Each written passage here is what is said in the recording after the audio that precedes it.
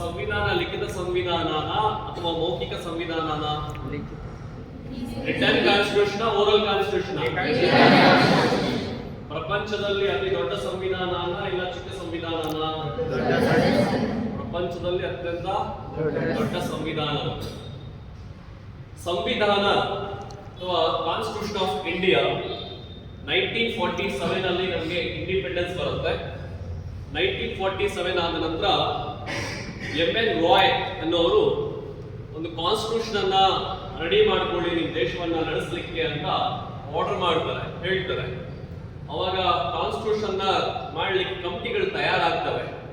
ಆದ್ರೆ ಮೊದಲು ಏನ್ ಕಮಿಟಿ ರೆಡಿ ಆಗಿತ್ತು ಕಾನ್ಸ್ಟಿಟ್ಯೂಷನ್ ಆಫ್ ಇಂಡಿಯಾ ಮಾಡಲಿಕ್ಕೆ, ಅದರಲ್ಲಿ ಡಾಕ್ಟರ್ ಬಿ ಆರ್ ಅಂಬೇಡ್ಕರ್ ಅವರು ಇರೋದಿಲ್ಲ.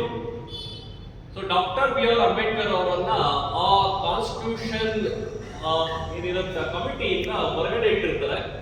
So doctor B R Ambedkar ಅವರು ತುಂಬಾ ಪಶ್ಚಾತ್ತಾಪವನ್ನು ಪಡ್ತಾರೆ. ಮತ್ತೆ ಸ್ವಲ್ಪ ದಿನಗಳಾದ ನಂತರ ಆ ಕಮಿಟಿಯವರು ಹೇಳ್ತಾರೆ, ಭಾರತ ದೇಶ ವಿವಿಧತೆಯಲ್ಲಿ ಏಕತೆಯನ್ನ ಹೊಂದಿರುವಂತಹ ದೇಶ. ಈ ದೇಶದಲ್ಲಿ ಜಾತಿಗಳು ಬೇರೆ ಬೇರೆ ಇದೆ, ಧರ್ಮಗಳು ಬೇರೆ ಬೇರೆ ಇದೆ. ಇಲ್ಲಿ ಎಲ್ಲ ಕೂಡ ಒಂದು ಮಾಡಿ ಇದಕ್ಕೆಲ್ಲಾ ಜಾತಿಗಳಿಗೆ, ಧರ್ಮಗಳಿಗೆ, ವ್ಯವಸ್ಥೆಗೆ ಒಂದು ಸಂವಿಧಾನವನ್ನ ಕೊಡಬೇಕು ಅಂದ್ರೆ ನಮ್ಮ ಕೈಯಲ್ಲಿ ಸಾಧ್ಯ ಆಗುವುದಿಲ್ಲ ಅಂತ ಮೊದಲ ಕಮಿಟಿ ಹೇಳುತ್ತೆ. ಅದಾದ ನಂತರ ಡಾಕ್ಟರ್ ಬಿ ಆರ್ ಅಂಬೇಡ್ಕರ್ ಅವರನ್ನ ಭಾರತ ಸರ್ಕಾರ ಕರೆಯುತ್ತೆ. ಕರೆದ ನಂತರ ಆ ಒಂದು ಬಾಧ್ಯತೆಯನ್ನು ಕಾನ್ಸ್ಟಿಟ್ಯೂಷನ್ ಅನ್ನ ರೆಡಿ ಮಾಡಲಿಕ್ಕೆ ಡಾಕ್ಟರ್ ಬಿ ಆರ್ ಅಂಬೇಡ್ಕರ್ ಅವರಿಗೆ ಒಪ್ಪಿಸ್ತಾರೆ. ಆಗ ಡಾಕ್ಟರ್ ಬಿ ಆರ್ ಅಂಬೇಡ್ಕರ್ ಅವರು ಬೇರೆ ಬೇರೆ ದೇಶಗಳ ಕಾನ್ಸ್ಟಿಟ್ಯೂಷನ್, ಬೇರೆ ಬೇರೆ ದೇಶಗಳ ಸಂವಿಧಾನಗಳು, ಅವರು ಪಾಲನೆ ಮಾಡುವಂತಹ ಮೂಲಭೂತ ಹಕ್ಕುಗಳು, ಅವರು ಪಾಲನೆ ಮಾಡುವಂತಹ ಮೂಲಭೂತ ಕರ್ತವ್ಯಗಳು, ಅವರು ಪಾಲನೆ ಮಾಡುವಂತಹ ಸಾಂವಿಧಾನಿಕ ವಿಧಿಗಳು ಏನಿರುತ್ತೆ ಅದನ್ನ ಅವಲೋಕನೆ ಮಾಡಿ ನಮಗೂ ಒಂದು ಸಂವಿಧಾನವನ್ನ ತಯಾರು ಮಾಡಿಕೊಡ್ತಾರೆ ಡಾಕ್ಟರ್ ಬಿ ಆರ್ ಅಂಬೇಡ್ಕರ್ ಅವರು. ಇದರಲ್ಲಿ ಫಸ್ಟ್ ಪೇಜ್ ನಾವೇನ್ ಇವಾಗ ಓದನ್ನು ತಗೊಂಡ್ವಿ ಅದನ್ನ ಪ್ರಿಯಾಂಬಲ್ ಆಫ್ ದ ಕಾನ್ಸ್ಟಿಟ್ಯೂಷನ್ ಅಂತ ಕರಿತೀವಿ, ಭಾರತದ ಪ್ರಸ್ತಾವನೆ ಅಂತ ಕರಿತೀವಿ. ಇದರಲ್ಲಿ ಒಂದು ಕೇಸ್ ಬರುತ್ತೆ ಸುಪ್ರೀಂ ಕೋರ್ಟ್ಗೆ, ಕೇರಳ ವರ್ಸಸ್ ಕೇಶವಾನಂದ ಭಾರತಿ ಕೇಸ್ ಅಂತ. ಕೇಶವಾನಂದ ಭಾರತಿ ಮತ್ತು Kerala versus Kerala state complaint ಬಂದಾಗ ಸುಪ್ರೀಂ ಕೋರ್ಟ್ ಅಲ್ಲಿ ಪ್ರಿಯಾಂಬಲ್ ಆಫ್ ದ ಕಾನ್ಸ್ಟಿಟ್ಯೂಷನ್ ಒಂದು ಭಾಗ ಅಥವಾ ಭಾಗ ಅಲ್ಲ ಅಂತ ಡಿಸ್ಕಷನ್ ಮಾಡುವಾಗ ಫೈನಲ್ ಆಗಿ ಹೇಳುತ್ತೆ, ಪ್ರಿಯಾಂಬಲ್ ಒಂದು ಕಾನ್ಸ್ಟಿಟ್ಯೂಷನ್ ನ ಹಾರ್ಟ್ ಇದ್ದ ಹಾಗೆ. ವಿತೌಟ್ ಪ್ರಿಯಾಂಬಲ್ ಕಾನ್ಸ್ಟಿಟ್ಯೂಷನ್ ಅನ್ನ ನಾವು ಏನೂ ಮಾಡಲಿಕ್ಕೆ ಆಗುವುದಿಲ್ಲ. ಪ್ರಿಯಾಂಬಲ್ ಅನ್ನೋದು very very important part of the constitution. Preamble ನ ಒಂದು ವರ್ಡ್ ಕೂಡ ನಾವು ಕೆಳಗಣಿಸಲಿಕ್ಕೆ ಆಗುವುದಿಲ್ಲ. ನಿಮ್ಮ ಬೋರ್ಡ್ ಮೇಲೆ ಬರೆದಿದೆ ಪ್ರಿಯಾಂಬಲ್. ಇಡೀ ಸಂವಿಧಾನದ ಆಶಯಗಳನ್ನ ಒಂದೇ ಪೇಜ್ ಅಲ್ಲಿ ಇರುವಂತದ್ದೇ ಪ್ರಿಯಾಂಬಲ್. ಇದು ಫಸ್ಟ್ ಪೇಜ್. ಸೆಕೆಂಡ್ ಪೇಜ್ ಬಂದ್ಬಿಟ್ಟು ಸಿಟಿಸನ್ಶಿಪ್ ಅಂತ ಕರೀತೀವಿ, ನಾಗರಿಕತೆ. ನಾವು ಭಾರತದ ಪ್ರಜೆಗಳು ಅಂತ ಹೇಳಲಿಕ್ಕೆ ಹೇಗೆ ಆಗತ್ತೆ, ಹೇಗೆ ಸಾಧ್ಯ ಎಂಬುವಂಥದ್ದು ಸೆಕೆಂಡ್ ಪೇಜ್ ಅಥವಾ ನಾವೇನ್ ಹೇಳ್ತೀವಿ ಸಿಟಿಸನ್ಶಿಪ್, ನಾಗರಿಕತೆ.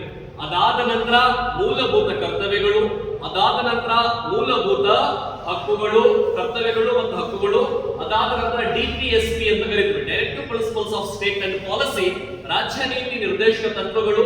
ಅದಾದ ನಂತರ ಒಬ್ಬ CM ಹೇಗಿರಬೇಕು, ಒಬ್ಬ ಗವರ್ನರ್ ಹೇಗಿರಬೇಕು, ಒಬ್ಬ ಪ್ರೈಮ್ ಮಿನಿಸ್ಟರ್ ಹೇಗೆ ವರ್ಕ್ ಮಾಡಬೇಕು, ಒಬ್ಬ ಪ್ರೆಸಿಡೆಂಟ್ ಹೇಗೆ ವರ್ಕ್ ಮಾಡಬೇಕು, ಪೊಲೀಸ್ ಹೇಗೆ ಕಾರ್ಯ ಮಾಡಬೇಕು, ಬೇರೆ ಡಿಪಾರ್ಟ್ಮೆಂಟ್ಸ್ ಗವರ್ಮೆಂಟ್ ಅಥಾರಿಟೀಸ್ ಹೇಗೆ ಕಾರ್ಯ ಮಾಡಬೇಕು, ಒಬ್ಬ ಗ್ರಾಮ ಪಂಚಾಯತಿಯ ಮೆಂಬರ್ ಆಗಲಿಕ್ಕೆ ಏನಾಗಬೇಕು.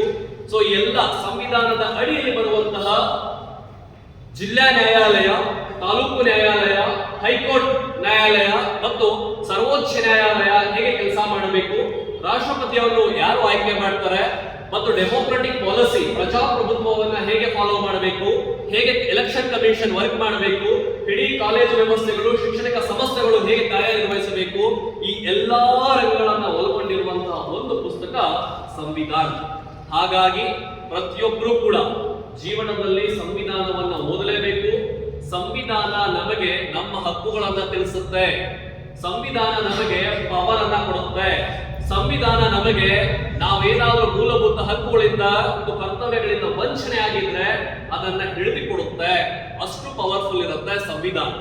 ಸಂವಿಧಾನ ಯಾವ ರೀತಿ ವರ್ಕ್ ಮಾಡುತ್ತೆ ಅಂತ ಹೇಳಿದ್ರೆ, ಆಗರ್ಭ ಶ್ರೀಮಂತರು ಕೂಡ ಸಂವಿಧಾನದ ಮುಂದೆ ತಲೆ ಬಾಗಲೇಬೇಕಾಗತ್ತೆ.